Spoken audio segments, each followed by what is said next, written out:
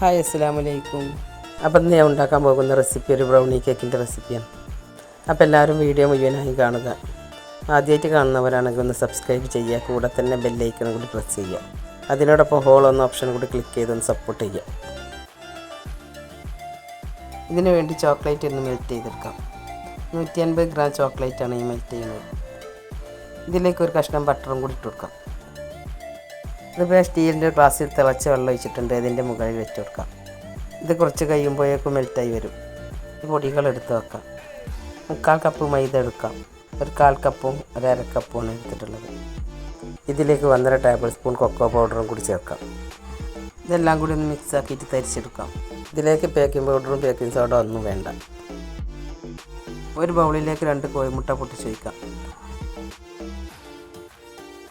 ഒരു നുള്ളുപ്പും കൂടി ഇട്ട് കൊടുക്കാം. ഇനി 1/4 കപ്പ് പൊടിച്ച പഞ്ചസാര ചേർക്കാം.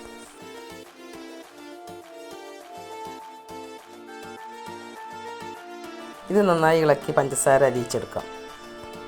ഇതിന് ബീറ്ററിൻ്റെ ആവശ്യമൊന്നുമില്ല.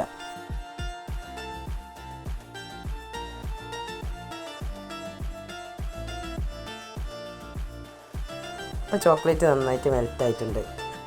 ഇനി മെൽറ്റായ ചോക്ലേറ്റ് മുട്ടയിലേക്ക് ഒഴിച്ചു കൊടുക്കാം. ഇത് നന്നായിട്ട് മിക്സ് ആക്കി എടുക്കാം. ഇനി തരിച്ച് വെച്ച പൊടികൾ കുറേശ്ശെയായിട്ട് ഇട്ട് കൊടുക്കാം.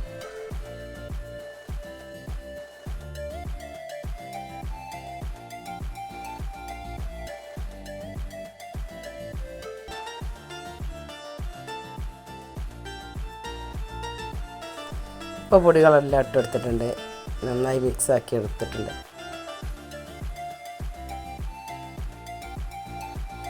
ഇനിയിപ്പോൾ അതാ കേക്ക് ടിന്നിലേക്ക് ഒഴിച്ചു കൊടുക്കാം. നല്ല ടൈറ്റായിട്ടാണ് ഇരിക്കൽ.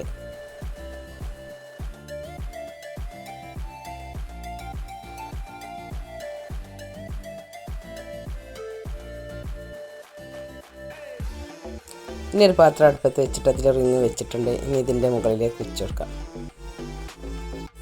ഒരു 20 മിനിറ്റ് നേരം ഒരു മീഡിയം തീയിൽ വെക്കാം. പിന്നീട് 20 മിനിറ്റ് നന്നായി ചെറു തീയിലും വെക്കാം. ഇപ്പോൾ ഞാൻ 40 മിനിറ്റ് കഴിഞ്ഞിട്ടുണ്ട്. ഇപ്പോൾ നന്നായിട്ട് ബേക്കായിട്ടുണ്ട്. ഇനി ഇത് പുറത്തേക്ക് എടുത്ത് ഇത് മുറിച്ചെടുക്കാം. ഇപ്പോൾ ബ്രൗണി കേക്ക് റെഡി ആയിട്ടുണ്ട്. വീഡിയോ ഇഷ്ടമായി ലൈക്ക് ചെയ്യുക, ഷെയർ ചെയ്യുക, സപ്പോർട്ട് ചെയ്യുക.